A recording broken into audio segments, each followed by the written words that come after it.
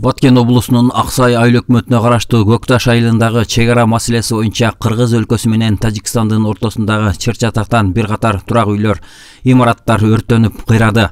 Өзгөчө Кырдаалдар министрлигинин басма сөз кызматынан кабарлашкандай, Баткен облусундагы мамлекеттик чек аранын кыргыз-тажик тилкесиндеги кырдаал тууралуу маалымат.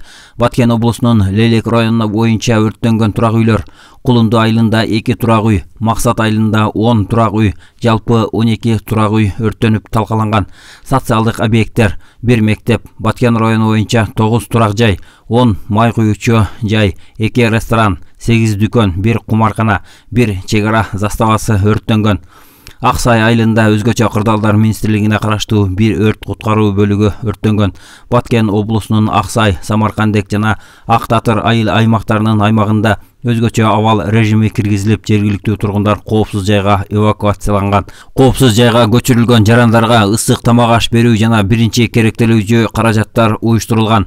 Бүгүнкү күнгө карата Аксай, Кызыл Жол жана Кебит айылынын тургундары коопсуз жайга эвакуацияланып, тургундарды эвакуациялоого 10 техникадан ашуун, 150дөн ашуун кызматкер тартылды.